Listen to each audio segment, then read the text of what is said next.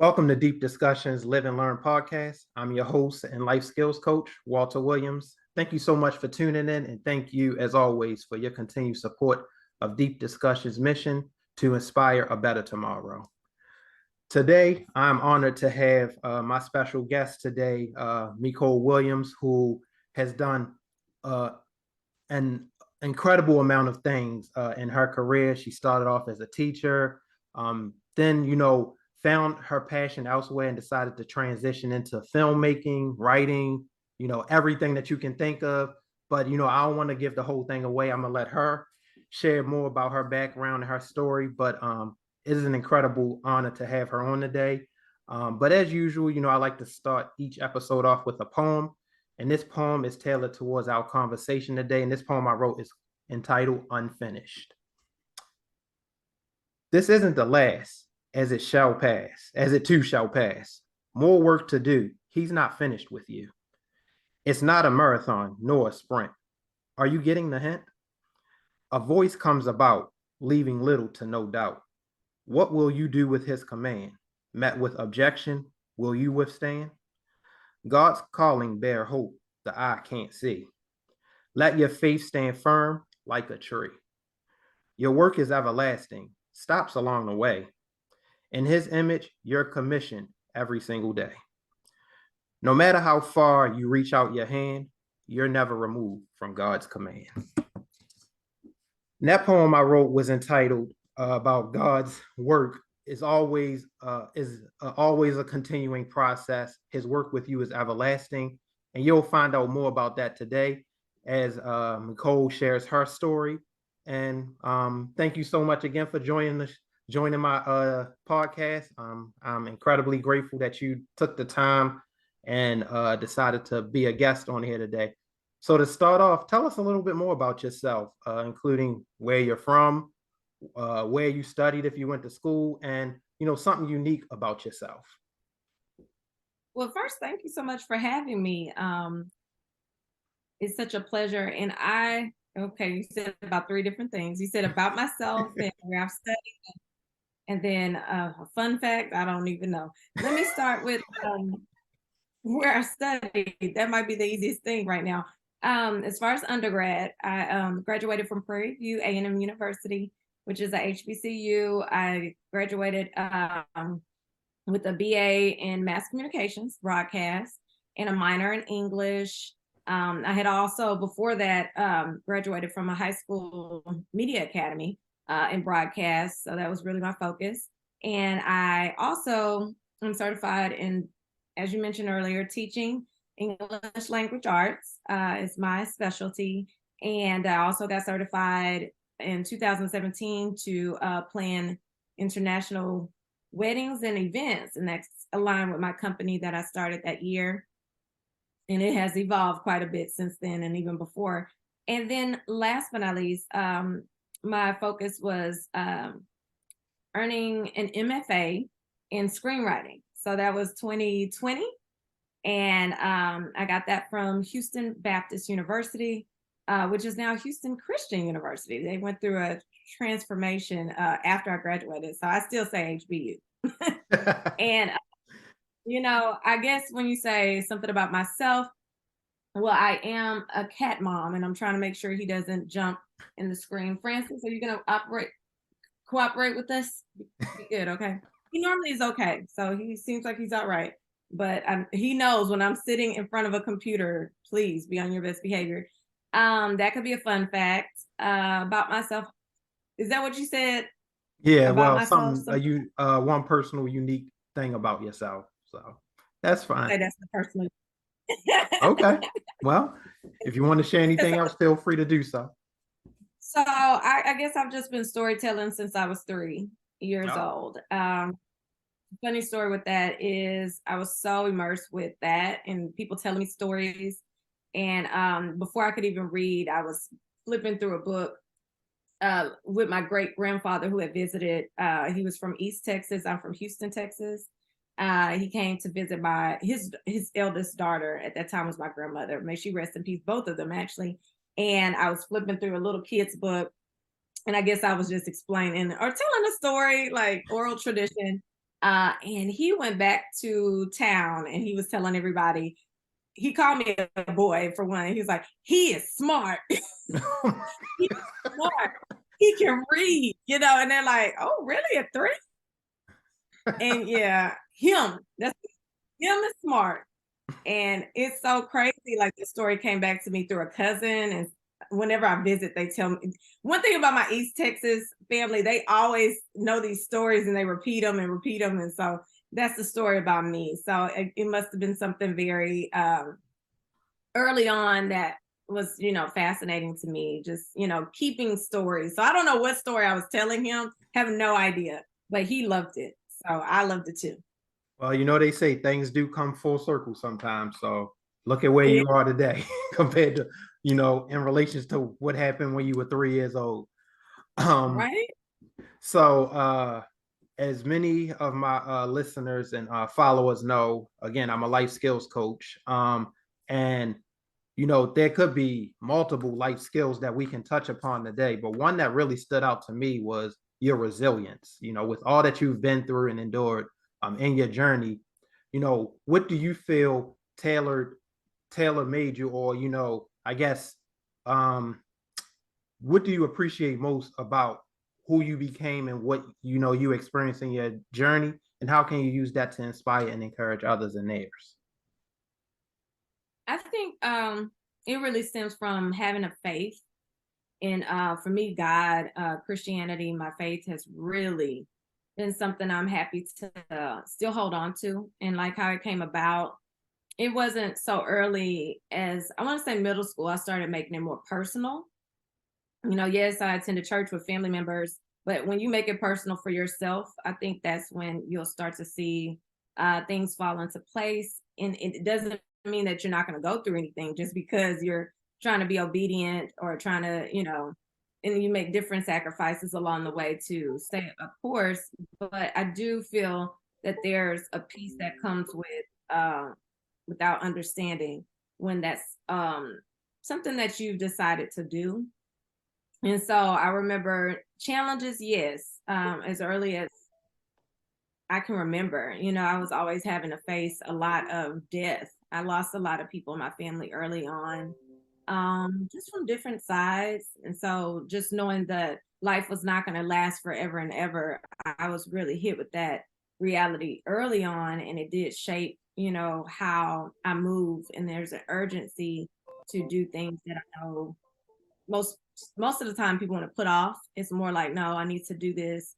And that has been something a lot of people ask me about, like, you know you're doing so much or you've done so much, how are you able to do so much? That's something I get quite a bit, but it really stems from knowing, like, you know life is short, and I want to make the most of this time that I have, because I do see it as a gift. When you talk about challenges, yes, I've been through different ones, different seasons all throughout. So as early as just dealing with death and losing, like, my grandmother was really hard when she passed. She was dealing with dementia and Alzheimer's and things of that nature. So we dealt with that for a decade. She had lingered with that. So she wasn't herself for quite a bit of time. And, she was a pivotal person in my life. And also, even though I didn't have a relationship with my father, I did lose my father when I was in the 6th grade. So that was already, a situation cut off. So it wasn't going to be any more of that even after. And then just cousins on certain sides for different health challenges and things like that. And then so with dealing with that and fearing death, especially early on when you're a kid and you don't really know what's going on, I had to get through that. And I got through that with school. I really didn't think about death as much when I was going to school. I felt a relief, and I was just able to focus on my studies. And this is elementary, so it was just such a relief to be there.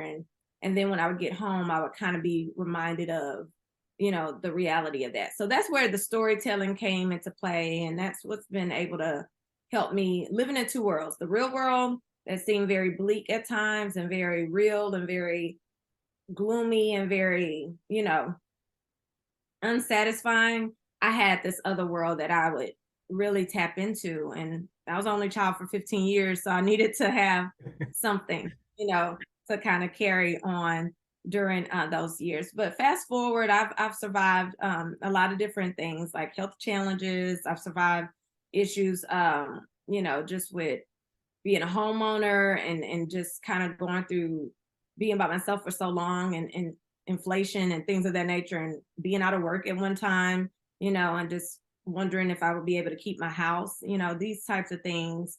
Um, and by the grace of God, he would always allow and provide in the most dire times, in the most scary times. And just those are just some of the things that pop up. But yeah, been through divorce, survived that, and those types of things. So yeah, God once again helped me really reclaim what was mine to begin with, really. Wow. You can still hear me, right? Because I was having some I can. okay, because I was having some microphone issues while you were talking. Okay. So yeah, I mean, to say you endured a lot would be like a total understatement, actually, and would almost be like do you a disservice based on what you just shared. And I'm sure a lot of people that are watching and listening can relate to a lot of the things that you shared that you've overcome. So, that's a good piece of inspiration to inspire people to not allow their circumstances to defeat them. um and when you mentioned the thing about your grandmother passing away with dementia, my wife's grandmother is actually, you know God rest her soul, pretty much get ready to pass away from dementia. So she's like in her last days, and her mother is really taking it hard right now. So so when you said that, it kind of struck a nerve when you shared that for me. um but to kind of like transition to something a little bit more, like, I guess, a little bit more cheerful, but not not as much. Currently, there's a huge actor strike going on, as we know. And some people are saying like I guess they're nervous or worried about the use of artificial intelligence and the impact that it will have on streaming services and all of that stuff. So what are your thoughts on that? Like, how have you, I guess, how have you adjusted to that? How have you like thought about that and contextualize that whole situation? Well, although I'm not an actor, people always mistake me for one, just I in guess I passing. just did. In LA, people always are like thinking that I was more behind the scenes. And although I'm not in WGA, I have friends who are in both, and I stand in support of them. I stand in solidarity with them because I am a documentary filmmaker. We don't have a union, and we're definitely, like, I walk the you know picket line with friends of WGA because that was first, right? So early on, I want to say in June, they had been already striking for like 2 months, or at least a month and a half, when I was able to, actually stand in support. And then as the actors have reached their, not agreement, but since they are now striking, it's been maybe a couple of weeks now with them. I'm hoping that it will speed up the process of resolution because I think sometimes people forget about the writers. Anything that's behind the scenes can be easily, not that it's supposed to be, but when you're dealing with greed and fighting greed, a lot of times when you're unseen, you're easier to, just kind of be taken advantage of. And so I've seen firsthand, how that happens as a writer and as a filmmaker. I have more sometimes of a voice as a filmmaker than I do as a writer, because I know how it feels to not always get compensated for stuff that people have been able to benefit from that you've written. And that's even when you're protecting yourself, that can happen. So yeah, AI is nothing new, but the way that it is being positioned, we have to be very careful because it is now threatening more of the future. If it's already threatening the present, it's threatening more of the future of how things can be done in every field, actually, not just in entertainment. But right now, it's really great to see people standing up for what they not only believe in, but ethical situations, because AI, I've known just from different people, like even makeup artists, even when they work with background actors or even leading people, they get scanned in, the actors get scanned in, so their likeness can be utilized, and people are fighting to make sure that it is being, utilized correctly, because once they have you scanned in, they could use you without paying you after the fact. That's one thing. And then AI is also threatening writers' room. So where you have human beings actually coming up with stories and bonding over certain things, streaming has changed quite a bit. That's a whole different thing. But yeah, AI could be replacing writers, right? And then we have this other aspects of streaming being that they're fighting for their residuals for streaming platforms, because those numbers are not calculated the same as on network TV or even cable TV, where they can get some type of compensation for the work that they've done. So it's very serious. It's also threatening other fields and other jobs. And it's just really good to be informed and just find ways to not just let things happen, but really put your foot down. And that's a beautiful thing to see right now. Wow. Yeah, I definitely learned a lot from what you just shared. I never knew anything about the whole actors being screened in or being, like somehow they're able to like filter them in without them being there. That I would have never even thought of. So, you're definitely giving me a lot of knowledge that I had no idea about. So the next question is a two-part question, and this is, centered around the film that you did, 365 Days in LA. Um, so share with us a little bit about that film and what went behind it, and what do you want people walking away from the film feeling and thinking? Okay, so 365 Days in LA. I actually, it's about me. It's a documentary film. It's a mini doc, so it's running about 29 minutes, and it's basically sharing the tale of me being a teacher first and halting that career due to some health issues that I endured during COVID, during the pandemic. And it's also about like resetting the mind, the body, and the soul. So making this leap of faith and moving cross country to a city I had never lived in, which is Los Angeles, and specifically focused on Hollywood. Wanting to write for television was something that, I wanted to do for so long. Everybody told me, if you want to do that, you're going to have to move to LA. You're going to have to move from Houston. And I never wanted to do that. And so during that time of feeling like your life is flashing before your eyes, that's when I made the move, because, like I said earlier, it triggered some things in me, like, don't put off anything, especially if you have an opportunity. And at that time, I was making the opportunity. And so it's about really just banking on yourself. It's about putting yourself on. We always are waiting for people to discover us and things of that nature. And that has never been my life. I've always, when I had a creative inkling, has always been, let me figure out a way to put it out there in the universe. And so the film came about last year when I was commemorating my first year of living there. And I had at first thought about doing like a photo shoot, but then I was like, you know what, this is kind of funny. I actually have, footage to maybe do, a pilot or a smaller piece, and maybe I'll do the rest of them later. And so behind the scenes, what I did was, at the start of March last year, I had gotten accepted into a TV writing program. So that made me really feel good about staying, because I always kind of in the back of my mind wanted to return back to my hometown, and just kind of, I worked in television while there for 3 different specials for Unsung on TV One. And I had also done some work with Big Brother, a reality TV show.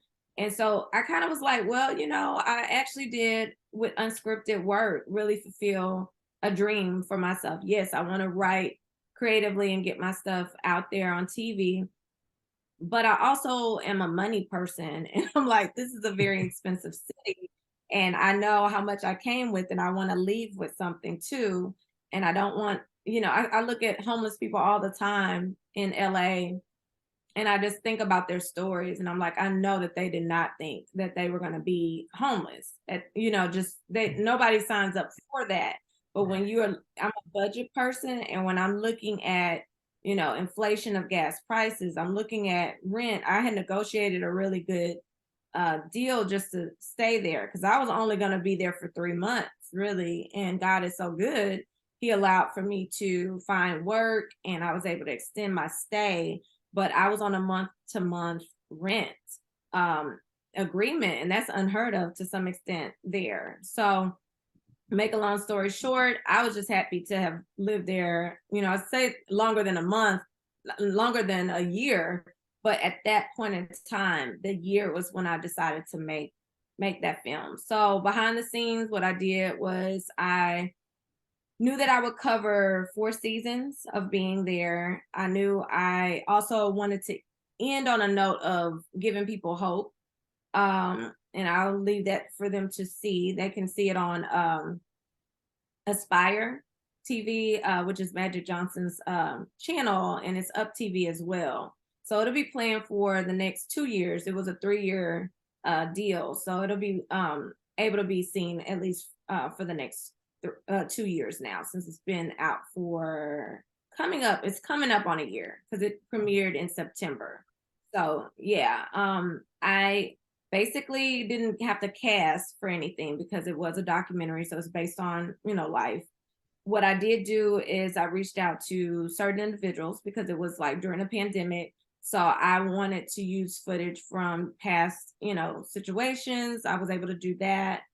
I also found my team, and I actually put out some information online so I could be able to interview a lot of people. Actually, it was about 200 applications that came in to work for the crew aspect of it, and so I was able to narrow that down to like top 20 overall for the small crew. And I wanted it to be a skeleton crew for a reason, and just based on past experiences. And so I picked people who I knew understood how to maximize our time, because it was just a 2-day shoot with them, with adding some new stuff because I already had the archives ready to overlay with or just kind of merge both of them into the actual film. So I was really happy to work with an awesome DP, an awesome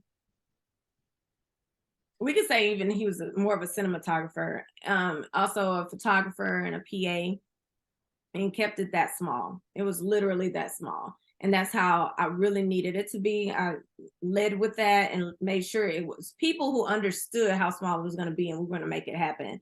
Because sometimes when I feel like things get too big, you can lose sight of some things because it is such a small production. It's a small budget, but it's a mighty message. So if anything, I want people to leave with the idea of it's never too late to dream. It's never too late to handle your business. And really, dreams don't die. Don't let them die, something of that nature. And it feels like it's another thing too I've heard from other people. But yeah, just don't let fear stop you. Embrace what's calling you. Embrace what's calling you. Wow. Okay. Well, yeah, I'm glad you actually mentioned where we can find it at, because that was going to be my next question. But what I do want to say too is one of the points you made about when you moved to LA, you got accepted in. You said it was an academy. Oh yeah, when I moved to LA, I was actually still in an MFA program. So that's when I was earning that with screenwriting. But when I made a year, I was kind of like, oh, it may be time to go home, home to Houston. And then I got accepted into Athena Film Festival. It's New York Athena Film Festival has a TV writers program. And so that was what was like March 15th. I would have to be, there. And so that was really encouraging because that's what I was really there for. So just to see that somebody saw something in my writing, they picked a script that was called Yellow Cloud. And I have been working on that quite a bit. And it was something very, I want to say close to my heart because all of the writing is, but that was something that we workshopped during that particular program. Okay. Yeah, because like I guess what that recall for me was like, and this is my situation obviously isn't as grand as what you just shared, But I remember when my wife and I've been pretty much living in Baltimore, Maryland. I was born and raised, lived there my whole life. And my wife and I had decided to move to Harford County because she's from Cecil, which is like on the other side. And Harford County is like right in the middle. But she's more familiar with this county than I am. And I'm just like, this is a whole nother world for me. And it took a while for me to get comfortable. But once I started joining a bowling league, which is one of my biggest hobbies, I felt more comfortable and more acclimated. So that idea of like joining and finding something to be accepted into when you're in a world that's unfamiliar is really important. So I guess a bit of advice or wisdom to share from that part of your story is if you're in an area where you don't feel comfortable or you're not familiar, find something that you are familiar with, find a group, a club, or something to get involved in that area, and it really helps you get more comfortable with where you are and appreciate certain things about an area that you're not familiar with. So that kind of like, I guess, kind of went in the back of my head as you were explaining that story. Um, Yeah. so we got two more questions here. Um the next question is, you've written quite a few books. Of them, which is your favorite and why?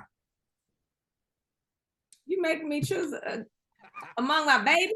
No, I'm just playing.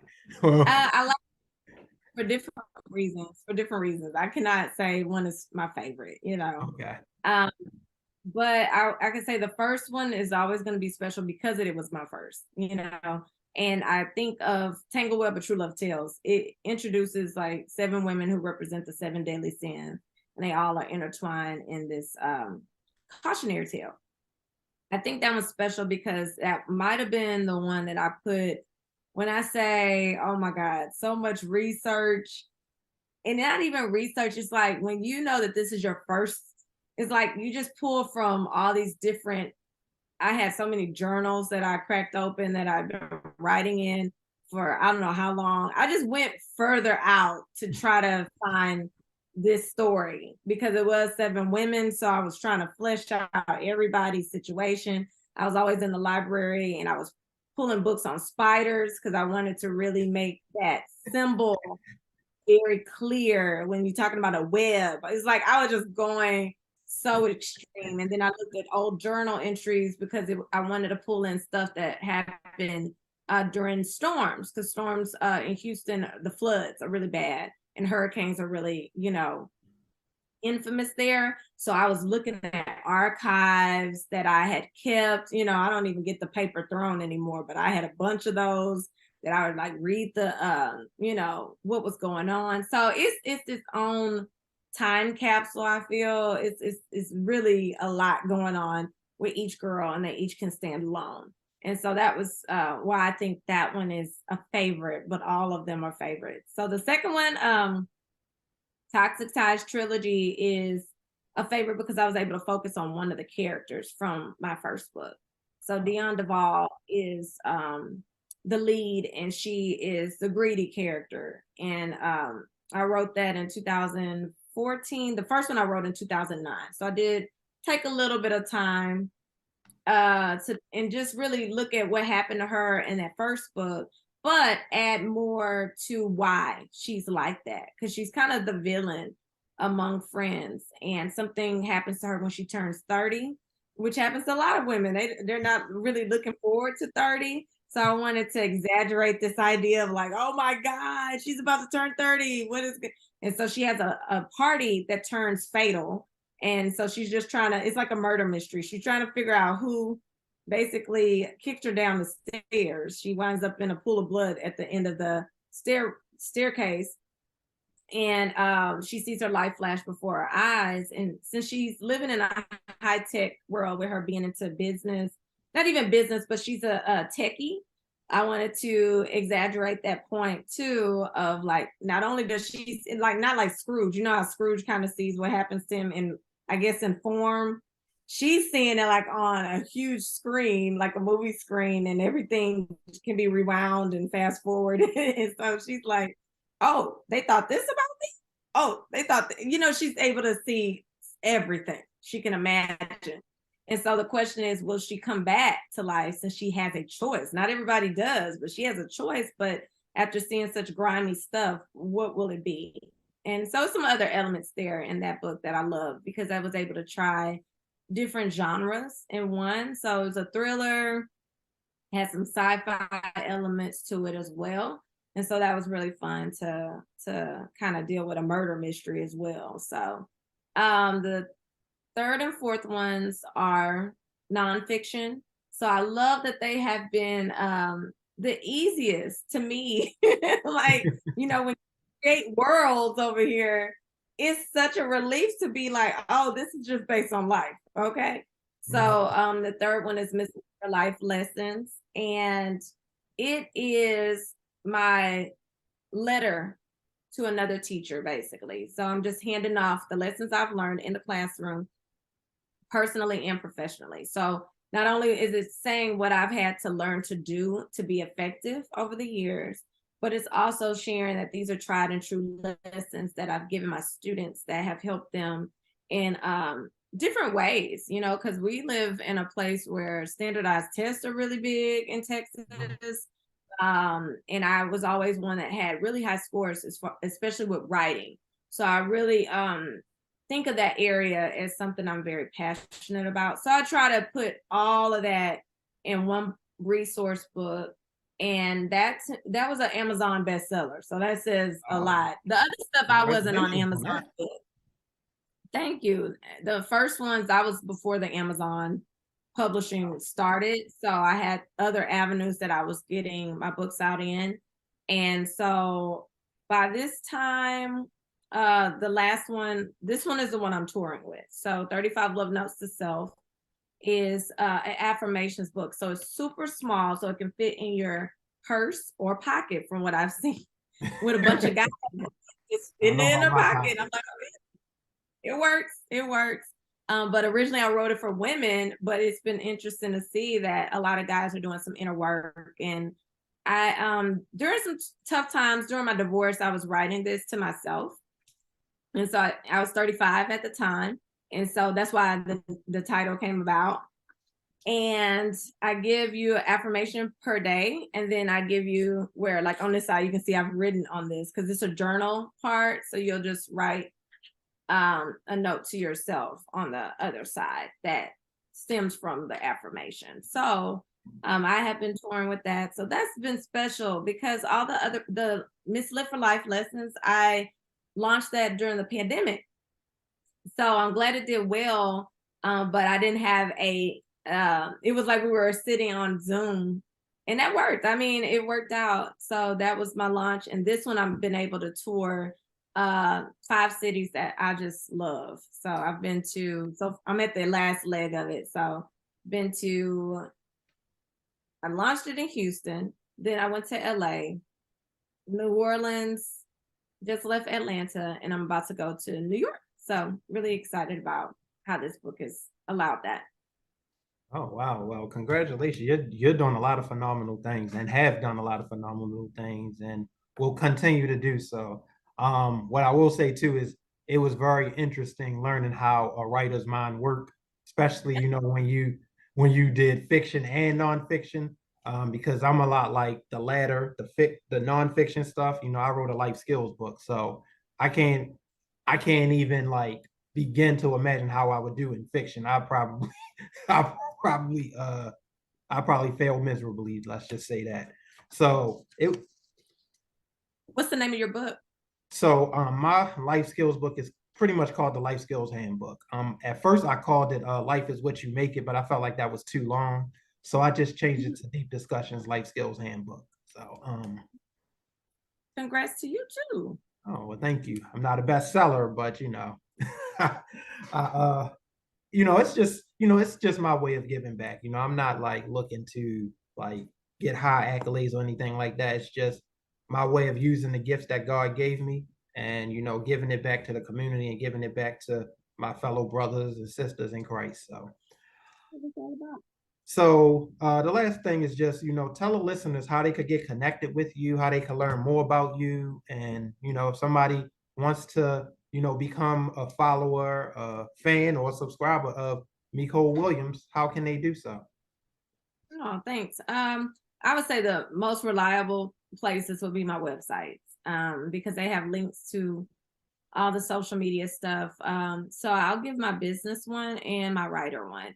The business one is eclecticallyu.com, and the writer one is my first and last name, and it's MicoleWilliams.com. So it's M as in Mary, ICOLE, Williams.com. So those two have links to my Instagram, which is under both names, a name and the Eclectically You, but it's Experience. It's the full name of the company.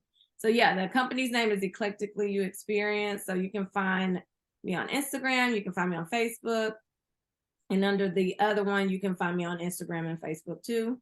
And I do have a YouTube where I put some of the stuff from my films and the web series from years ago. Really a long. It's on there. I kind of take it on. I take it down and then I put it back up. Take it down, put it back up. Sometimes it's on there right now. We'll see how I feel. You better hurry up and get it while the getting is good, then, huh?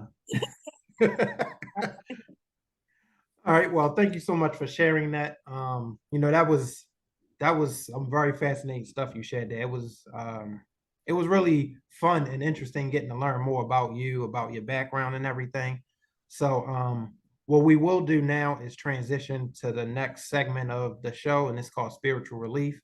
And in this segment, I share a few Bible verses, or a Bible verse, but it's Revelations chapter 3, verses 1 through 3. And this verse reads, "Write this to the angel of the church in the city of Sardis." I hope I pronounced that right. "The one who has the seven spirits of God and the seven stars says this: I know what you are doing. I know people think you are alive, but you are dead. Wake up. Make stronger what you have before it dies. I have not found your work complete in God's sight. So remember what you have received and heard. Keep it. Be sorry for your sins and turn from them. If you will not wake up, I will come as a robber. You will not know at what time I will come." And the two thoughts that I have from that scripture is, God has a plan for you, and sometimes that plan consists of assignments that are seasonal. When you are feeling some sense of dissatisfaction in a certain space, ask God to guide your steps and help you find his voice in it. And lastly, external forces identify you, but does not have to be what you self-proclaim. What's in God's image will never leave you feeling left out, abandoned, or discouraged. When we are troubled and find our face in adverse situations, at times it is because we are not hearing God's voice loud and clear enough. And it's funny that, as I'm reading those verses, I just went through a very adverse circumstance in the workplace, and I felt like that really spoke to me. So learning your story and going through what I went through, really kind of like really capitulated to me putting this show together. So I guess God sent you just in time to help share that story or share that experience and, inspire others who listen and follow both you and myself. So did you want to give any thoughts to that? If not, we can transition to the next segment. Well, once again, thank you so much for having me. And that was a powerful scripture. I really can relate to it, because seasons are a very important thing to note. Since we evolve and change so much, we have to be aware and sensitive to what we're supposed to be doing and what's supposed to be happening during that specific time. So wonderful, wonderful, and powerful choice. And yeah, I just want to encourage people to ask God for your assignment within that season. And I'm sure he will find ways to get you the answer and confirmation, especially if we choose to specifically ask. Thank you so much for that insight. I'm sure someone will hear that and it'll click into them and it'll inspire them to be better in their situation and to see things in a different light, because that's one of the things that my platform is all about, getting people to understand and be open-minded to what life is trying to share with them and what life is trying to give them. Well, again, I thank you so much again for being a guest on Deep Discussions Live and Learn podcast. Thank you all for your continued support and continuing to help me inspire a better tomorrow. Thank you, Micole, for also helping to hopefully inspire a better tomorrow. I'm hoping that's what we're doing. And as you know, you can visit my website at deepdiscussion.org. And if you want to contact me, if you like to be a guest or become partners in some capacity, you can email me at beinspired@deepdiscussion.org, or you can call me at 443-916-5009. And as Micole shared earlier, you can reach out to her on her website. What was it? eclecticallyu.com. And Yes. also, she also has her name, MicoleWilliams.com as well. Thanks again for being a guest on the show, and I look forward to connecting with you again. Sounds great. Bye, guys. Take care.